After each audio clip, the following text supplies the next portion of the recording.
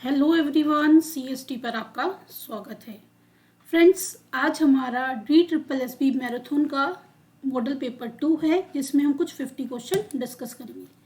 तो चलिए दोस्तों, बिना टाइम वेस्ट किए स्टार्ट करते हैं आज का सेशन पसंद आए तो सेशन को लाइक कीजिए, अपने दोस्तों के साथ शेयर कीजिए। अभी तक आपने हमारा चैनल सब्सक्राइब ना किया हो तो चैनल को सब्सक्राइब कीजिए और नोटिफिकेशन के लिए बेल आइकन को प्रेस कीजिए। चलिए स्टार्ट करते हैं। Question number 1, exhaustive industries also known as. Exhaustive industries को क्या कहते हैं? Genetic industries, primary industries, extractive industries, manufacturing industries. देखिए, एग्जॉस्टिव इंडस्ट्रीज का दूसरा नाम क्या है? Extractive industries. ये प्राइमरी इंडस्ट्री का ही पार्ट है। प्राइमरी इंडस्ट्री को 2 पार्ट में डिवाइड करते हैं, जेनेटिक इंडस्ट्री और एक्सट्रैक्टिव इंडस्ट्री। एग्रीकल्चर, फार्मिंग, इनसे रिलेटेड जो चीज़ें होती हैं वो जेनेटिक में आती हैं, और ऑयल, माइनिंग, वो सब इस तरह की जहाँ से एक्सट्रैक्ट करके नेचर से चीज़ें गेट की जाती हैं, वहाँ पे वो एक्टिविटीज़ किस में आती हैं? एक्सट्रैक्टिव। और एक्सट्रैक्टिव एग्जॉस्टिव एक्टिविटी का ही दूसरा नाम है। Clear? Now moving on the next question, question number 2। Memorandum of association does not contain. Memorandum of association में क्या नहीं होता? Name of the company, registered office, main objective of the company, dividend to be declare. क्या नहीं होता? Dividend to be declare. Option number D is the right answer. Moving on the next question, question number 3, which of the following relate to soul proprietorship. इनमें से कौन सा sole proprietorship से related है? Unlimited liability होती है sole proprietorship में। Legal existence of the firm होता है ओनर से। गोइंग कंसर्न एप्लीकेबल होता है। Owner has no control over crucial business decision. Owner का क्रूशियल बिजनेस डिसीजन पे कंट्रोल नहीं होता। देखिए, सोल प्रोप्राइटरशिप में जो ओनर होता है उसकी लाइबिलिटी कैसी होती है? अनलिमिटेड। लीगल एग्जिस्टेंस उसमें नहीं होता, ना ही उसमें गोइंग कंसर्न अप्लाई होता, और जो बिजनेस का ओनर है उसका क्रूशियल डिसीजन मेकिंग में फुली कंट्रोल होता है। तो कौन सा करेक्ट है? Option number A is the right answer. Moving on the next question, question number 4, the following are the characteristics of private company except. इनमें से सारे प्राइवेट कंपनी के कैरेक्टरिस्टिक्स हैं, सिर्फ एक को छोड़कर। Independent legal existence. Independent legal existence होता है, यानी कि ओनर और कंपनी अलग अलग होते हैं। Yes. Need not to fill a prospect to registrar. Private company को रजिस्ट्रार के पास प्रोस्पेक्टस फाइल करने की नीड नहीं होती। Liability of a member is unlimited. इसके मेंबर की लाइबिलिटी अनलिमिटेड होती है। Share are not freely transferable. इसके शेयर फ्रीली ट्रांसफरेबल नहीं होते। प्राइवेट कंपनी के शेयर फ्रीली ट्रांसफर नहीं होते हैं, रिस्ट्रिक्टेड होती हैं। पब्लिक कंपनीज होती हैं, उनके शेयर फ्रीली ट्रांसफर होते हैं और उन्हीं के शेयर मोस्टली स्टॉक एक्सचेंज पे ट्रेड होते हैं।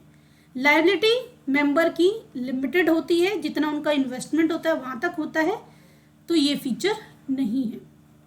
और जो प्राइवेट कंपनी है उसको रजिस्ट्रार के पास प्रोस्पेक्टस फाइल करने की नीड नहीं होती, क्योंकि वो जब पब्लिक को इन्वाइट ही नहीं कर रहा शेयर परचेज करने के लिए, तो प्रोस्पेक्टस क्यों फाइल करेगा? क्योंकि प्रोस्पेक्टस फाइल उन कंपनियों को करने की जरूरत होती है जिन्हें पब्लिक लिमिटेड कंपनी कहते हैं, जो जनरल पब्लिक को शेयर खरीदने के लिए इनवाइट करती हैं।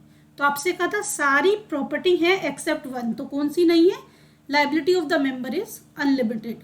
Option number C is the right answer. Moving on the next question, question number 5, cooperative society are governed by. Cooperative society पे कौन सा कोऑपरेटिव सोसाइटी एक्ट अप्लाई होता है? Cooperate society act 1912। Option number A is the right answer. Moving on the next question, question number 6,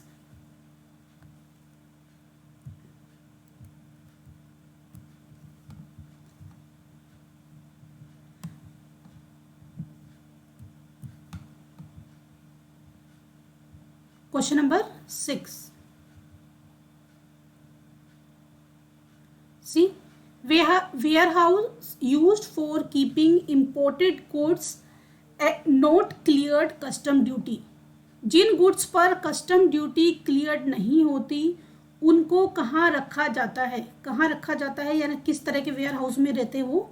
special commodity warehouse, bonded warehouse, institutional warehouse, public warehouse. कहाँ रहते हैं वो? Bonded warehouse में। Special warehouse में special commodity रहती हैं जिनको specific purpose के लिए यूज़ किया जाता है। इंस्टीट्यूशनल कंपनी के खुद के होते हैं और बहुत ही कम होते हैं क्योंकि बहुत ज़्यादा एक्सपेंसेस करना पड़ता है कंपनी को। और पब्लिक जो गवर्नमेंट के वेयर हाउस होते हैं और लोग इनको काम के लिए क्या करते हैं, ऑक्यूपाई करते हैं, रेंट पर लेते हैं। तो यहाँ पे जिनकी इंपोर्ट ड्यूटी क्लियर नहीं हुई वो कैसे वेयर हाउस है? Bonded warehouse. Now moving on the next question, question number 7। C question number 7, match the list 1 with list 2. Focus on social environment, focus on physical environment, one person, one superior, one head, one plan. अब इनको matching करना है। Focus on social environment क्या है? Human relationist. Focus on physical environment ये आपका traditional theory थी। One person one superior, unity of command, one head one plan, unity of direction. देख लीजिए कहाँ पे ये हो रहा है। फर्स्ट के साथ सेकंड, सेकंड के साथ फर्स्ट, थर्ड के साथ फोर्थ और फोर्थ के साथ third. Means option number B is the right answer. Clear? Moving on the next question, question number 8। The acronym of अनकैडेड इज यूजफुल फॉर। अनकैडेड का एक्रोनियम क्या है, किसके लिए यूज्ड होता है? ये होता है United nation conference on trade and development. Option number A is the right answer. क्या होता है? United nation conference on trade and development. Question number 9, acromion CRISIL is use for. Acromion CRISIL किसका है? Credit rating information service of India limited, credit regulatory information service of India limited, centre for rating investment in security of India limited, centre for regulating investment in security of India limited. CRISIL क्या है? Credit rating agency है जिसका full form क्या होता है? Credit rating information service of India limited. ये financial institution को उनकी क्रेडिट कैपेसिटी के बेस पे रेटिंग प्रोवाइड करते हैं। Now moving on the next question, question number 10। Which of the following is not used for long term financial need? इनमें से long term financial need को fulfil करने के लिए किसे यूज नहीं करते? इक्विटी लॉन्ग टर्म करता है, preference share long term, debenture long term. तो किसका यूज नहीं होता लॉन्ग टर्म नीड को फुलफिल करने के लिए? ट्रेड क्रेडिट और यू कैन से जिससे आपके ट्रेड पेबल अराइज होते हैं। क्लियर? यानी कि option number 3 is the right answer. C option is the right answer. Moving on the next question, question number 11. Which of the following is not concerned with equity share? इनमें से कौन सा equity share से related नहीं है? First one is ownership. Ownership होती है लिक्विडेड share holder के पास। फिक्स रेट ऑफ डिविडेंड नहीं, इनको फ्लैक्चुएट डिविडेंड मिलता है। डिविडेंड बचता है तो इनको मिलता है, कुछ नहीं बचता तो नहीं मिलता। लॉस होता है तो भी इनको कुछ नहीं मिलता। फिक्स रेट ऑफ डिविडेंड किस पर होता है? प्रेफरेंस शेयर की सिचुएशन में फिक्स रेट ऑफ डिविडेंड होता है। वोटिंग राइट इनको मिलता है और राइट इशू मिलता है। Voting right means board of director की मीटिंग में इन्हें वोट करने का राइट होता है अगर इनके पास एक पर्टिकुलर परसेंटेज है जो कि मीटिंग अटेंड करने के लिए वोटिंग राइट के लिए जरूरी है। और राइट इशू का मतलब है कंपनी फ्यूचर में जब भी शेयर इशू करती है तो पहले इनको ऑफर करती है, अगर ये खरीदना चाहते हैं तो पहले यही खरीदेंगे, बाकी लोगों को बाद में इनवाइट किया जाएगा। तो बाकी तीनों चीज़ें इक्विटी शेयर होल्डर के पास होती है। क्या नहीं होती इक्विटी कंसर्न में? Fix rate of dividend. Option number B is the right answer. Moving on the next question, question number 12। Macro environment consist of. Macro environment किससे रिलेटेड होता है? यानी कि इनमें से कौन सा मैक्रो इन्वायरमेंट है? Cultural forces, technological forces, demographic forces, all of the above. दो तरह के इन्वायरमेंट होते हैं, माइक्रो, मैक्रो। माइक्रो जो कंपनी के इंटरनल सिस्टम से, उसके कॉम्पिटिटर से रिलेटेड, उसकी इंटरनल पॉलिसी से रिलेटेड, वो सारे माइक्रो होते हैं। और कल्चरल, टेक्नोलॉजिकल, पॉलिटिकल, डेमोग्राफिक, ये कैसे होते हैं आपके मैक्रो, जो कि कंपनी की हैंड में नहीं होते, कंट्रोल में नहीं होते। तो तीनों के तीनों ही मैक्रो इन्वायरमेंट है, यानी कि option number D is the right answer. Which can be a method of privatisation, इनमें से कौन से प्राइवेटाइजेशन के मेथड हैं? Disinvestment, denationalisation, purchasing share, take over, merger.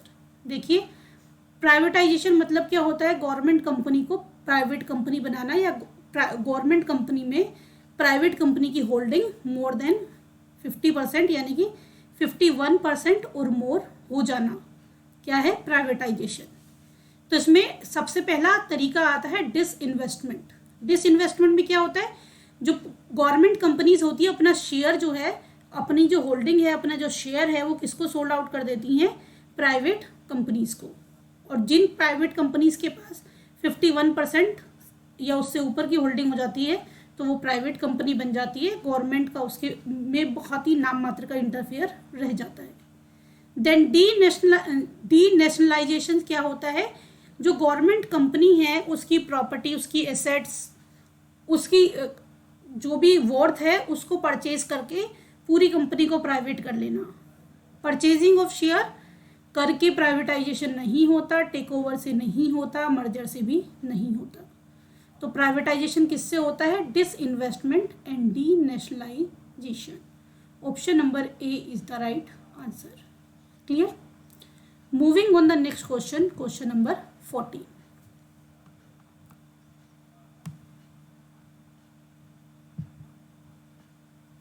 I hope आपको सेशन पसंद आ रहा हो और आप अपने आप को चेक कर पा रहे हो। हम मैराथन स्टाइल में चल रहे हैं, क्योंकि मैं ज़्यादा एक्सप्लेनेशन दूंगी तो फिर लेक्चर में बहुत ज़्यादा टाइम कंज्यूम होगा। वो चीज़ें हम साइड बाय साइड करते रहेंगे। स्टिल किसी क्वेश्चन का क्लैरिफिकेशन आपको चाहिए या किसी आंसर पे आपको डाउट होता है, तो आप मेरे को वीडियो पे कमेंट करके बताइए, बिकॉज हम भी आंसर की से या कहीं से बुक से ही आंसर लेते हैं, कंफर्म करके ही लेते हैं। स्टिल फिर भी कोई आंसर गलत हो जाता है तो आप हमें बताइए, हम रिव्यू करके उसको अपडेट करेंगे, ताकि बाकी लोगों को गलत आंसर ना गेट हो। Which of the following characteristics disqualify management to be a science, इनमें से कौन सा कैरेक्टरिस्टिक्स मैनेजमेंट को डिसक्वालीफाई करता है, यानी कि ये कहता है कि वो साइंस नहीं है। और इनडायरेक्टली आप ऐसे भी पढ़ सकते हो कि इनमें से सारे के सारे कैरेक्टर मैनेजमेंट के साइन होने को रिप्रेजेंट करते हैं एक्सेप्ट वन। तो वो कौन सा है? Systematic body. Obviously science is a systematic body, और मैनेजमेंट भी एक सिस्टमेटिक बॉडी होती है, इसलिए मैनेजमेंट क्या है? साइंस है। Continuous observation and experimentation science की खूबी है, और कॉन्टिन्यूस ऑब्जर्वेशन मैनेजमेंट में भी है। तो ये साइंस की क्वालिटी है जो मैनेजमेंट को साइंस बनाती है। Validity is also the quality of science which make it quality of management which make it science. तो यहाँ पे उसने कहा डिस्क्वालीफाई, यानी कि किससे मैनेजमेंट के साइंस होने का नहीं पता चलता है, वो है creativity. Option number C is the right answer. Now moving on the next question, question number 15। Which of the following is not a trait of decentralisation, इनमें से कौन सी बात डिसेंट्रलाइजेशन का ट्रेट रिप्रेजेंट नहीं करती है? Subordinate become liable to the work, obviously decentralisation होगा तो जो सबॉर्डिनेट हो वर्क के लिए लाइबल होंगे। It is an end result of the deliberate policy of delegation of authority to lowest managerial level. Lowest managerial level पे delegation करना क्या है? डिसेंट्रलाइजेशन का एंड रिजल्ट है, ये भी ठीक है। It is more suitable to small organisation rather than large organisation. देखिए, डिसेंट्रलाइजेशन लार्ज ऑर्गेनाइजेशन में करना पड़ता है, क्योंकि एक बंदा सारे अफेयर के ऊपर कंट्रोल नहीं रख सकता। तो जितना जितना वो अथॉरिटी और रिस्पॉन्सिबिलिटी डेलीगेट करेगा, काम उतना अच्छे से और आसानी से हो जाएगा। और ये कह रहा है कि डिसेंट्रलाइजेशन स्मॉल ऑर्गेनाइजेशन के लिए ज़्यादा बेनिफिशियल है लार्ज ऑर्गेनाइजेशन के कंपेरिजन में। It create autonomous and self sufficient unit. Obviously जब लोगों को अथॉरिटी रिस्पॉन्सिबिलिटी मिलती है, उनकी अकाउंटेबिलिटी मिलती है, तो वो सेल्फ सफिशिएंट बनते हैं। तो उसने पूछा नोट, तो नोट कौन सा है? Option number C. It is not suitable to small organisation, तो ये रॉन्ग है। इस इवन ये लार्ज ऑर्गेनाइजेशन के लिए ज़्यादा सुटेबल होता है। Question number 16, leader does not have any trust and confidence in subordinate. Leader को, इसमें से कौन सी लीडरशिप में कौन से लीडर को सबॉर्डिनेट पे कॉन्फिडेंस नहीं रहता है? बेनोवोलेंट, एक्सप्लॉइटिव, पार्टिसिपेटेड, डेमोक्रेटेड। देखिए पार्टिसिपेटिव और डेमोक्रेटेड एक ही चीज़ है। इसमें सबॉर्डिनेट पर ट्रस्ट होता है, कम्युनिकेशन टू वे होता है, लीडर भी बोलता है, सबॉर्डिनेट भी बोलते हैं, बात सुनी जाती है और उनको अपना पॉइंट ऑफ व्यू रखने का मौका दिया जाता है। तो यहाँ पे कौन सा ऐसा मॉडल है? वो है exploitative. Option number B is the right answer. Moving on the next question, question number 17, who developed the theory of comparative advantage. Comparative advantage की थ्योरी किसने डेवलप की थी? डेविड रिकार्डो ने। Option number B is the right answer. Absolute advantage की theory किसने develop की थी? Adam Smith ने। ए करके आप लर्न कर सकते हो। एब्सोल्यूट एडवांटेज ए, एडम स्मिथ ए से स्टार्ट है। कंपैरेटिव एडवांटेज सी का डी से कॉम्बिनेशन। इन कंपैरेटिव एडवांटेज किसने किया? David Ricardo. Clear? Now moving on the next question, FEMA. FEMA was passed in the year. FEMA को किस ईयर में पास किया गया? 1999। जो फेमा है वो फॉरेन एक्सचेंज मैनेजमेंट से रिलेटेड है और इसको फेरा की जगह पे रिप्लेस करके फेमा लाया गया। जैसे एमआरटीपी को रिप्लेस करके कंपटीशन एक्ट 2002 लाया गया है, उसी तरह से फेरा फॉरेन एक्सचेंज से रिलेटेड है, इसको रिप्लेस करके फेमा लाया गया 1999 में। Now moving on the next question, question number 19।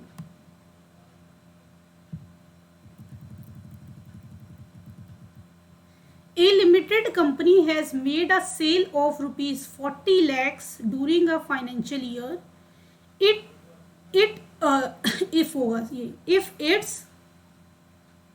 If its variable cost is 70%, fixed cost is rupees 8 lakh, interest is rupees 2 lakh, what will be its earning before tax? इसकी earning before tax बताना है। क्या तरीका होता है?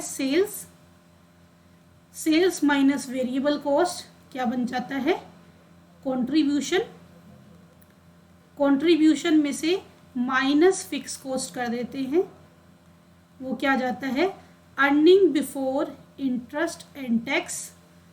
और earning before interest and tax में से माइनस इंटरेस्ट कर देते हैं। जैसे ही इंटरेस्ट लेस कर देते हैं तो क्या बन जाता है? Earning before tax. तो वही लानी है आपको, अर्निंग बिफोर टैक्स। सेल कितनी है? 40 लाख। वेरिएबल कॉस्ट 70%, ये किसका होता है? सेल्स का। 40 लाख का 70% 28 lakh. Then fix cost minus होगी 8 lakh minus interest 2 lakh. Total कितना लेस हो गया? 28 और 8 36 प्लस 2 38 लाख। 40 लाख में से 38 लाख लेस किया, क्या बच गया? 2 लाख। तो अर्निंग बिफोर टैक्स क्या हो जाएगा? 2 lakh. Option number C is the right answer. Clear है? Now moving on the next question, question number 20।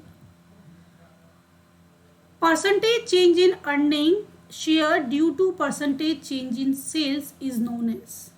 देखिए एक होता है ऑपरेटिंग लिवरेज। ऑपरेटिंग लिवरेज क्या होता है? अब ध्यान से इसको देखना है आपको। परसेंटेज चेंज इन सेल्स बोल रहा है और परसेंटेज चेंज इन आपको क्या बोल रहा है? सेल्स। तो इसमें होता है percentage change in EBIT upon percentage change in sale. Financial leverage में क्या होता है? Percentage change in EPS upon percentage change in EBIT. Combine leverage क्या होता है? Operating leverage into financial leverage. अगर इन दोनों को कंबाइन करोगे तो देखिए इबिट से इबिट कैंसिल हो जाएगा और ये क्या बन जाएगा? Earning per share, percentage change in earning per share upon percentage change in sales. तो आपको वही बोला हुआ है earning per share to percentage change in share, earning per share upon percentage change in sale. तो क्या बन जाएगा ये? Combine leverage. Option number D is the right answer. Clear? Moving on the next question, question number 21. Why Limited offered for subscription 4 lakh equity share of rupees 10 each. The company received application for 3 lakh shares. Since the subscription was below minimum subscription, the company could not allot shares and refund the application money. What could have been the minimum subscription in this case? Minimum subscription कितना होता है? Subscribe capital का 90%, sorry issued capital का 90%। जितना capital issue किया जाता है उसका 90% मिनिमम सब्सक्रिप्शन है, यानी कि इतना गेट होना चाहिए। अगर मिनिमम सब्सक्रिप्शन नहीं मिलता with in a time period of 30 days तो फिर सारा पैसा वापस करना पड़ता है, कंपनी अलॉटमेंट नहीं कर पाती। तो 4 लाख का 90% यानी कि 3,60,000।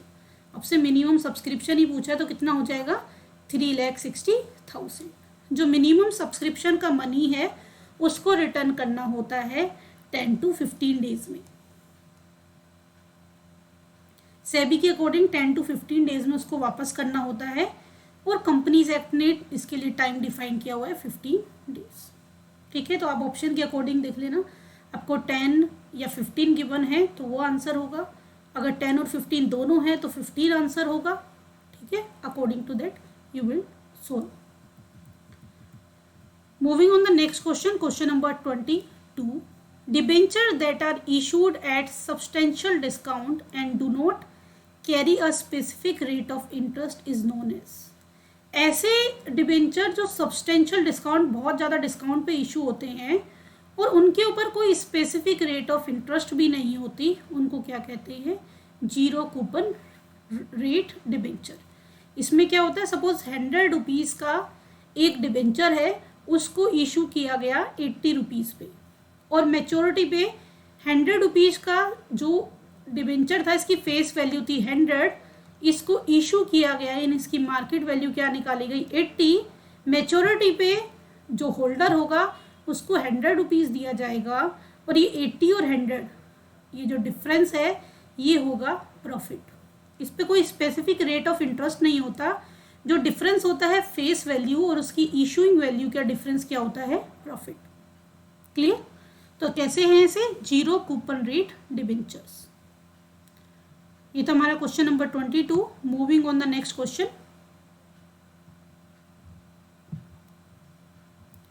Question number 23.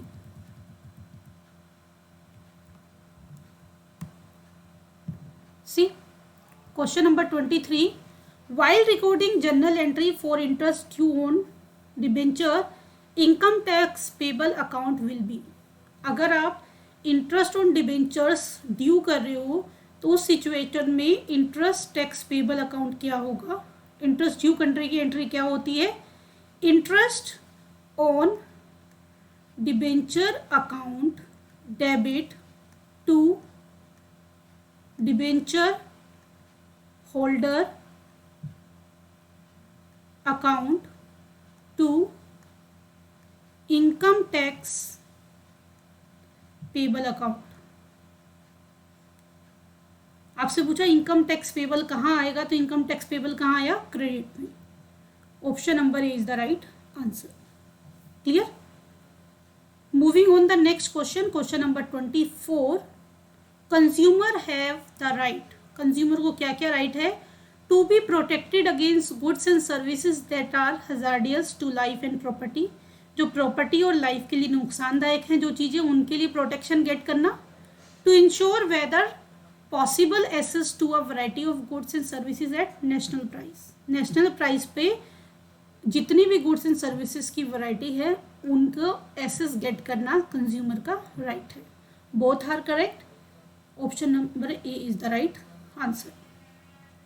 Clear? Moving on the next question, question number 25. Rounding off rule for figure in presentation of financial statement of company is based on. Rounding off figure में करना फाइनेंशियल स्टेटमेंट में कंपनी का जो rule है किसके ऊपर based है? Authorise capital के ऊपर बेस्ड है, पेड अप कैपिटल के ऊपर बेस्ड है, टर्नओवर के ऊपर बेस्ड है, या सरप्लस के ऊपर बेस्ड है? सी देखिए, ये टर्नओवर के ऊपर बेस्ड है। जिस कंपनी की टर्नओवर 100 करोड़ से लेसर है वो अपनी फिगर को हंड्रेड्स में, थाउजेंड में, लैक्स में, मिलियन में राउंड ऑफ कर सकती है, और जिस कंपनी की टर्नओवर मोर देन 100 करोड़ है वो अपनी फिगर को लैक्स और मिलियन में राउंड ऑफ करती है। क्लियर है? तो ये किसके ऊपर डिपेंड करता है राउंडिंग ऑफ का rule? On the turnover of a particular company. Clear? Moving on the next question, question number 26। Money received against share warrant is disclosed under which of the following major head in the balance sheet of a company as per Schedule 3 of the Companies Act 2013? देखिए, companies act 2013 के according जो particular format है उसको भी अपने mind में set कर लेना। एक क्वेश्चन यहाँ से भी आ जाता है कई बार। तो अगर हम बात करते हैं money receive against share warrant, तो ये कहाँ आता है? लाइबिलिटी साइड आता है। और लाइबिलिटी साइड में पहला हेड क्या होता है? Share holder fund. उसके अंदर पहला हेड होता है share capital, then reserve and surplus, और तीसरा शेयर होल्डर फंड के अंदर क्या होता है? Third one is money received against share warrant. तो ये कहाँ आता है? शेयर होल्डर फंड के अंदर। लाइबिलिटी साइड में जो पहला हेड शेयर होल्डर फंड है उसके अंदर क्या आता है? Money receive against share warrant. उसके बाद शेयर होल्डर फंड के बाद जो दूसरा हेड होता है money pending for share allotment and so on. इस तरह से होते हैं। तो हमारे क्वेश्चन का आंसर क्या हो जाएगा? Option number D is the right answer. Clear? Question number 26 था ये। Now moving on, question number 27। I hope आपको क्वेश्चन समझ आ रहे हों और आपके लिए सीरीज़ यूज़फुल रहे। दोस्तों, सीरीज़ आपके लिए आपको पसंद आती है तो सीरीज़ को लाइक कीजिए, अपने दोस्तों के साथ शेयर कीजिए, कमेंट कीजिए। अगर कोई आंसर गलत लगता है तो वो भी मुझे कमेंट करके बताइए आप। और आपके कमेंट मुझे मोटिवेट करते हैं। मैं आपके लिए अच्छे से अच्छा काम करने के लिए मोटिवेट होंगी। ये सिर्फ एक इंडिविजुअल एक्टिविटी नहीं है, हम सब मिलके प्रिपरेशन कर रहे हैं ताकि बाकी लोगों को भी एडवांटेज मिले। तो आप अगर कुछ आपको एरर लगता है तो यू कैन कमेंट, ताकि किसी और के लिए भी गलत आंसर ना जाए, वो भी अपना करेक्ट कर सके। चलिए next question, question number 27। Which of the following is not included in financial statement of a company? देखिए, कंपनी के फाइनेंशियल स्टेटमेंट में statement of profit and loss आता है और बैलेंस शीट आता है। ये तो सभी ऑर्गेनाइजेशन को बनानी है। कुछ एक पर्टिकुलर टर्नओवर होती है या फिर जो पब्लिक लिमिटेड कंपनी है वो कैश फ्लो स्टेटमेंट भी बनाती है। तो मेनली अगर आपसे बिना किसी स्पेसिफिकेशन के फाइनेंशियल स्टेटमेंट पूछा जाए तो वो क्या है? Statement of profit and loss, balance sheet and cash flow statement. तो कौन सी नहीं है? Fund flow statement. Option number B is the right answer. Moving on the next question, question number 28। The non-current assets of a company are rupees 18 lakh. Current liabilities 5 lakh. Current assets 7 lakh. Current liability of a company 5 lakh. The equity of a company will be. तो इस situation में company की equity क्या होगी? देखिए, balance sheet में दो चीज़ें होती हैं, एक होता है लाइबिलिटी और एक होता है एसेट। दोनों का टोटल इक्वल आता है। एसेट के दो पार्ट दिए हुए, नॉन करंट मीन्स जो फिक्स है और करंट गिवन है, और इधर क्या है? करंट एसेट है और करंट लाइबिलिटी है और नॉन करंट लाइबिलिटी है। ठीक है। अब यहाँ पे तीसरी चीज़ क्या आ जाती है? इक्विटी। इन तीनों को मिला के दोनों का टोटल क्या आता है? इक्वल आता है। नॉन करंट और करंट, और यहाँ पे current liability, non current liability और इक्विटी, इसको मिला के दोनों का टोटल क्या आता है? सेम आता है। अगर मैं बात करूं तो मुझे 18 लाख ये दिया हुआ है, करंट लाइबिलिटी मुझे 5 लाख गिवन है, 7 लाख मुझे करंट एसेट गिवन है, non current liability 5 lakh given है, दोनों का टोटल इक्वल आता है, ये 25 है तो ये भी 25 होगा। 10 है तो बचा हुआ बैलेंस क्या हो गया, इक्विटी, यानी कि 15 lakh is the right answer. Clear? Option number A is the right answer. Moving on the next question, question number 29. Which of the following is not an activity ratio? इनमें से कौन सी एक्टिविटी रेशो नहीं है? Inventory turnover activity ratio है, जिसे stock turnover भी कहते हैं। Investment turnover is also activity ratio. इसमें क्या करते हैं, जो सेल्स है, सेल्स के साथ जो इक्विटी है और यू कैन से शेयर होल्डर फंड है और जो अदर फंड है यानी कि डिबेंचर है, उनके साथ रिलेशन क्रिएट किया जाता है। ट्रेड पेबल टर्नओवर यानी कि क्रेडिटर टर्नओवर, ये भी एक्टिविटी रेशो है, तो कौन नहीं है, इंटरेस्ट कवरेज एक्टिविटी रेशो नहीं है। तो option number C is the right answer. Clear? Moving on the next question, question number 30. K Limited made a profit of 2 lakh for the year ending 31st March 2019 after charging depreciation and transfer of rupees 40,000 to general reserve. Goodwill amortize यानी कि write off was rupees 14,000. There was a net increase of rupees 6,000 in working capital. Net cash flow from operating activity, यानी कि इसमें आपको cash flow का format पता हो। Cash flow में क्या करते हैं हम, जो हमारी कैश फ्लो स्टेटमेंट होती है उसमें सबसे पहले ऑपरेटिंग एक्टिविटीज़ आती हैं, फिर फाइनेंसिंग एक्टिविटीज़ आती हैं, फिर इन्वेस्टिंग एक्टिविटी आती है, और फिर यहाँ से हमारे पास जो बैलेंस होता है उस बैलेंस के बेस पे हम फिर मैचअप करते हैं। उसके अंदर ओपनिंग बैलेंस को मैच करके ये जो फ्लो होता है, इसमें ओपनिंग बैलेंस जो है उसको हम ऐड और सब्ट्रैक्ट जो भी होता है नेगेटिव या पॉजिटिव मैच करते हैं कि क्या ये क्लोजिंग बैलेंस के इक्वल आ रहा है या नहीं आ रहा है। ठीक है, अगर आ रहा होता है इसका मतलब हमारा जो एंट्री है, फंड फ्लो है, वो प्रॉपरली हो रखा है, उसमें कोई एरर नहीं। ठीक है, तो ये क्लोजिंग बैलेंस के इक्वल आता है। यहाँ पे होता है इनफ्लो या आउटफ्लो, जो भी है, पॉजिटिव है तो ऐसे ही लिखते हैं, नेगेटिव है तो ब्रैकेट में लिखते हैं। Similarly for opening balance.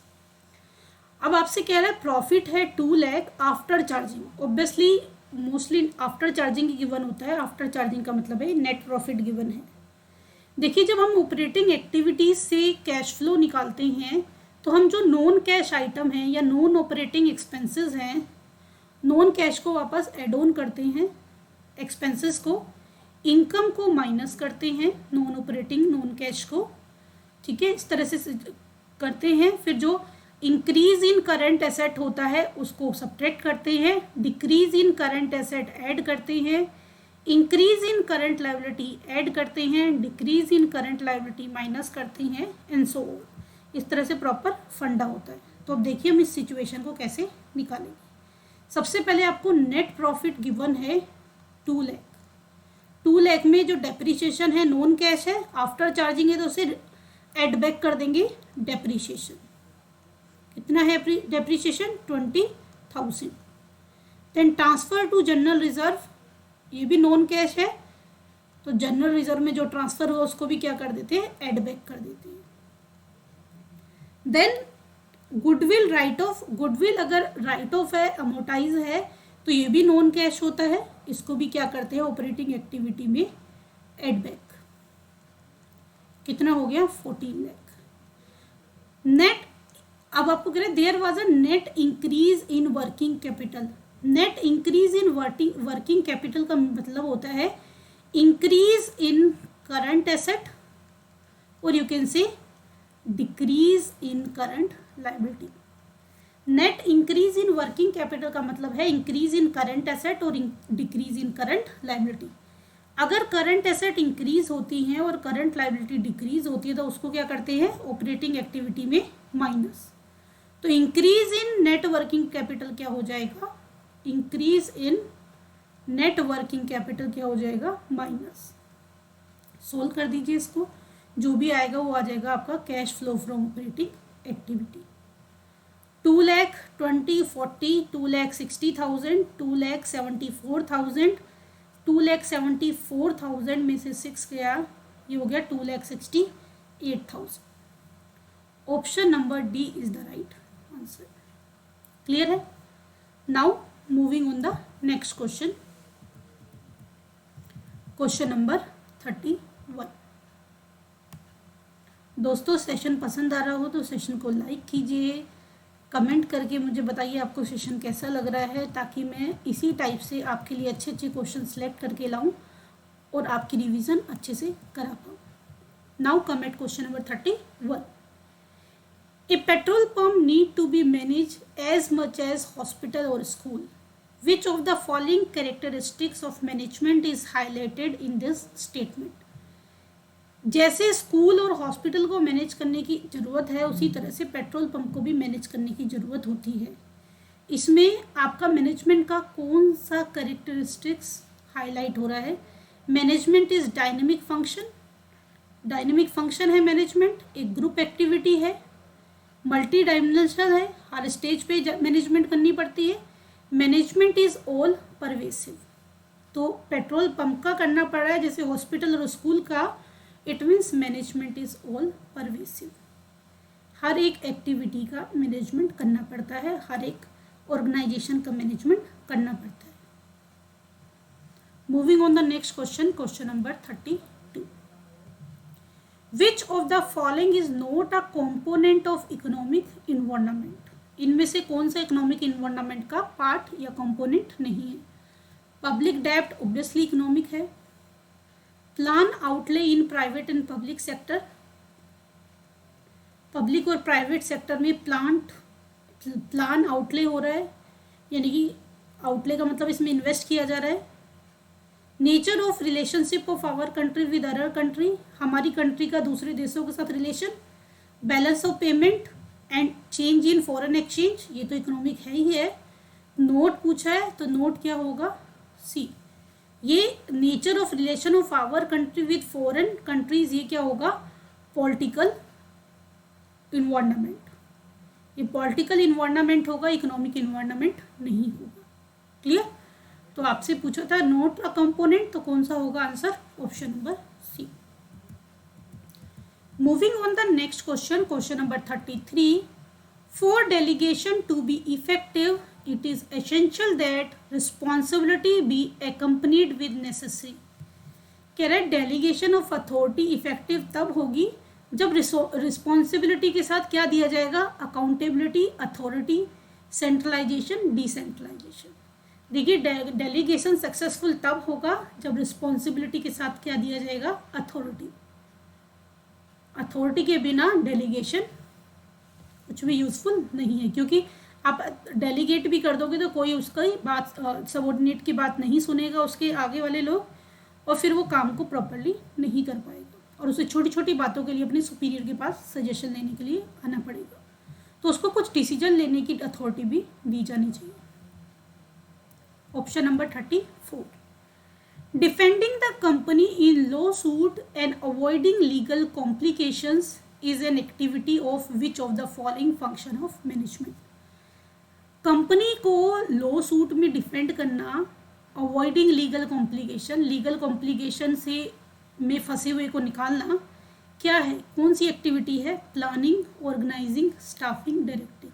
कैसी है ये? स्टाफिंग एक्टिविटी है। जो कौन करता है? कंपनी का ह्यूमन रिसोर्स मैनेजमेंट डिपार्टमेंट करता है ये काम। Option number C is the right answer. Clear? Question 34 था ये। Now moving on question number 35। Question number 35। Which of the following is not a distinct feature of inflation accounting?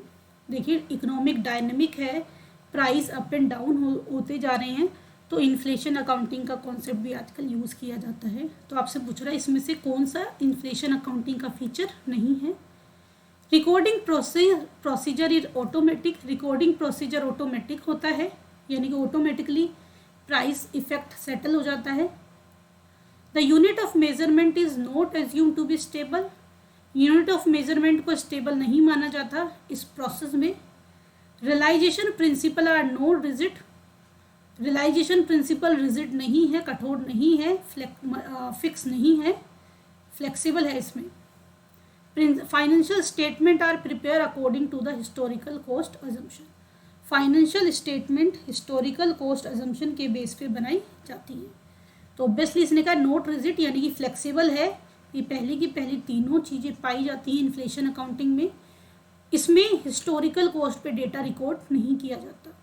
Inflation accounting से पहले historical cost पे data record किया जाता था, लेकिन इसके आने के बाद अगर इन्फ्लेशन अकाउंटिंग कोई ऑर्गेनाइजेशन फॉलो करती है तो कभी भी डेटा को हिस्टोरिकल कॉस्ट पे रिकॉर्ड नहीं करती।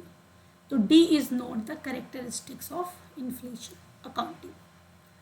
Moving on the next question, question number 36, which of the following is the cheapest source of finance, इसमें से सबसे सस्ता कौन सा है? Retain earning. रिटेन अर्निंग क्या होता है? रिटेन अर्निंग प्रॉफिट का वो हिस्सा होता है, वो पार्ट होता है जिसको एज अ डिविडेंड डिस्ट्रीब्यूट ना करके कंपनी अपने पास रखती है फॉर री investment purpose. Clear? Moving on the next question, question number 37, call money is short term financial repayable in, call money एक शॉर्ट टर्म फाइनेंशियल रिपेबल है जो कि कितने दिनों में पे किया जाता है? 1 to 15 days, more than 15 days but less than 3 month, more than 3 month but less than a year, more than 1 year। देखिए कॉल मनी जो है 1 to 15 days में रिपे किया जाता है और मोस्टली इसका यूज़ जो है बैंक करते हैं अपने SLR को मेंटेन करने के लिए। सपोज किसी बैंक के पास ज़्यादा पैसा है और किसी के पास कम पैसा है और उसके बाद नीड होती है तो वो दूसरे बैंक से एक शॉर्ट टर्म के लिए कॉल मनी की डिमांड कर सकता है। इसको एक रात में भी वापस लिया जा सकता है, 2 दिन में, 4 दिन में और मैक्सिमम 15 दिन में तो ये वापस मिल ही जाता है। तो 1 to 15 days। क्लियर? यानी कि option number A is the right answer. Moving on the next question, question number 38, which of the following is shopping good. Shopping good क्या है? शॉपिंग गुड वो है जिसमें हम बहुत सारी चीज़ें सर्च करते हैं, कंपेयर करते हैं और अच्छा खासा हमें पैसा पे करना होता तो हम चीज़ें मैच ज़्यादा करते हैं, मैच करके देखेंगे किसका कौन सा अच्छा है, क्या डिज़ाइनिंग है एंड ऑल दैट। तो वो क्या है इनमें से? Jewellery, ice cream, stationery, medicine. Shopping good क्या है? Jewellery. Which of the following is not an element of promotion mix, इनमें से कौन सा प्रमोशन मिक्स का एलिमेंट नहीं है? प्रमोशन का मतलब क्या होता है? वो सारे एफर्ट्स जो अपने प्रोडक्ट को सोल्ड आउट करने के लिए, लोगों की रीच तक पहुंचाने के लिए, लोगों की नॉलेज तक भेजने के लिए किए जाते हैं। Publicity, yes. Personal selling, sales promotion, तीनों चीज़ें की जाती हैं। Margin is not the element of promotion mix. Option number B is the right answer. Clear? 39 का हमारा क्या था? B. Now moving on, question number 40, which of the following is a consumer right as provided in Consumer Protection Act 2019। Consumer protection act 2019 में consumer को कौन सी right दी है? 19 से पहले कौन सा था? कंज्यूमर प्रोटेक्शन एक्ट था 1986। ये भी ध्यान रखना है आपको, दोनों में चेंजेस हैं काफ़ी सारे। तो 2019 के अकॉर्डिंग कौन सा कंज्यूमर का राइट है? राइट टू स्पीच, बोलने का अधिकार, right to free and compulsory education, free और कंपल्सरी एजुकेशन के लिए राइट है, right to inform, right to free movement. C, ये होगा राइट टू इन्फॉर्म, यानी कि प्रोडक्ट से रिलेटेड, उसके यूज से रिलेटेड सारी इन्फो होनी चाहिए। Option number C is the right answer. Moving on the next question, question number 41, which of the following is not a service, इनमें से कौन सी सर्विस नहीं है?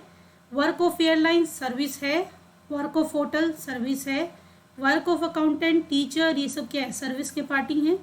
Organising Olympic is not the work of service. Option number D is the right answer. Clear? Now moving on the next question, the full form of स्वॉट is, स्वॉट जो है internal strategy का part है जिसका मतलब होता है स्ट्रेंथ, वीकनेस, अपॉर्चुनिटी, थ्रेट। कहाँ पे है ये हमारा? Option number B, strength, weakness, opportunity and threat. Moving on, next question, question number 43. Identify from the following the marketing concept that consists of a group of customers who have a similar set of needs and want. जिस customer के similar needs हैं उस particular group को consumer के एक साथ set करना क्या है? Local marketing, individual marketing, segment marketing, niche marketing.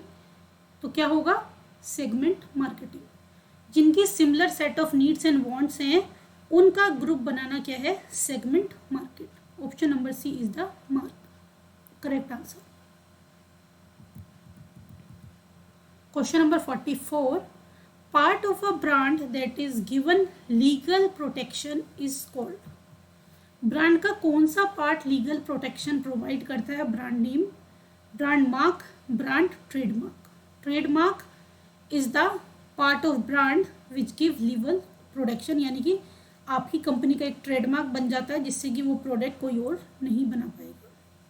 आपको एक लीगल राइट गेट हो जाता है with the help of trademark. Moving on, next question, question number 45. Which of the following is not a function of distribution channel? Distribution channel क्या होते हैं? जो product को कस्टमर तक पहुंचाने में मदद करते हैं. Assorting, advertising, allocation, एक्यूमुलेशंस. देखिए सारे के सारे जो है सॉर्टिंग है, एलोकेशन, एक्यूमुलेशन हो, ये सब डिस्ट्रीब्यूशन चैनल है. लेकिन एडवर्टाइजमेंट क्या है? प्रमोशन.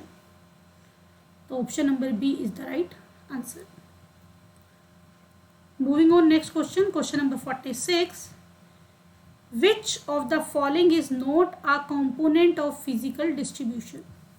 इनमें से कौन सा फिजिकल डिस्ट्रीब्यूशन से रिलेटेड नहीं है? ट्रांसपोर्टेशन फिजिकल डिस्ट्रीब्यूशन से रिलेटेड है. वेयर हाउसिंग फिजिकल डिस्ट्रीब्यूशन से रिलेटेड है. प्रोडक्ट प्रमोशन, एडवर्टाइजमेंट वगैरह आते हैं इसमें, sale promotion. Inventory management physical distribution से रिलेटेड है. तो उसने पूछा नहीं, कौन सा फिजिकल डिस्ट्रीब्यूशन से रिलेटेड नहीं है? तो कौन नहीं है? Product promotion.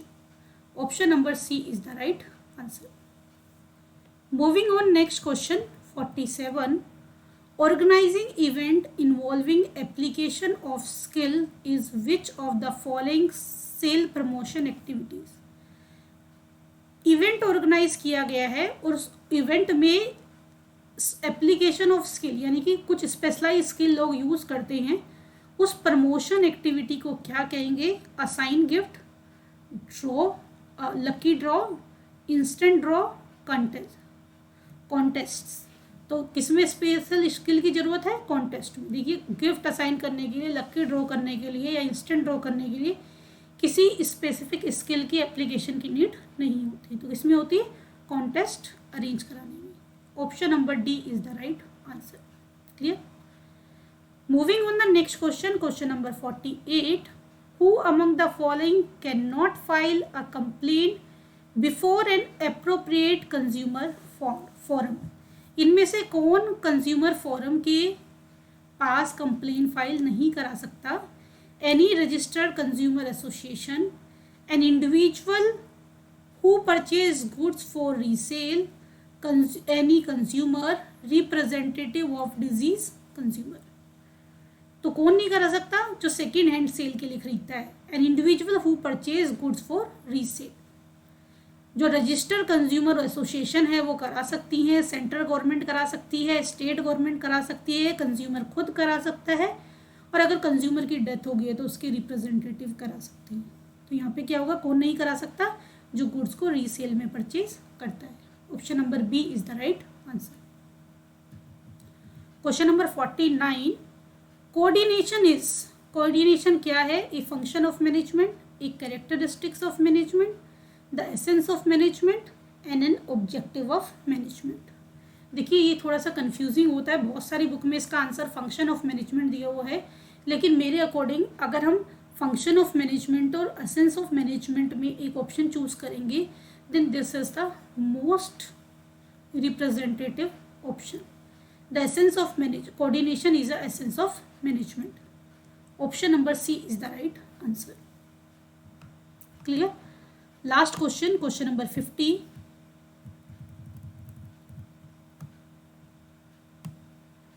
Which of the following is not the objective of competition act 2002। ये जो कॉम्पिटिशन एक्ट है ये किसको रिप्लेस करके बना गया है? MRTP को। इसका मोटो क्या है? जो मार्केट है उसमें कोई एक ही कंपनी मोनोपोली क्रिएट ना कर ले, वो सारी चीज़ें देखने के लिए, वो एक्सप्लॉइट ना करे मार्केट को, ये एक्ट बनाया गया था। और बाद में से रिप्लेस करके क्या बना दिया गया? चेंजिंग सिनेरियो के अकॉर्डिंग कॉम्पिटिशन एक्ट 2002। तो इसमें कह रहा है note the objective of competition act. हमें बताना है जो इनमें से कॉम्पिटिशन एक्ट का ऑब्जेक्टिव नहीं है। Prohibition of abuse of dominant position, prohibit करना डोमिनेंट पोजीशन को, obviously this is the objective. Prohibitions of restrictive trade practice, कुछ रिस्ट्रिक्टेड ट्रेड प्रैक्टिस है उसके लिए प्रोहिबिट करना। Prohibitions of anti competitive agreement, regulation of combinations, this is also the objective of competition act. तो इसमें से क्या आंसर हो जाएगा? Option number C is the right answer. Prohibitions of anti-competitive agreement is not the objective of Competition Act 2002। Clear? तो ये थे आज के 50 क्वेश्चन। दोस्तों सेशन पसंद आया हो तो सेशन को लाइक कीजिए। सेशन के बारे में आपकी क्या राय है उसको कमेंट करके मेरे साथ शेयर कीजिए। चलिए दोस्तों मिलते हैं नेक्स्ट सेशन में, तब तक के लिए बाय बाय, टेक केयर।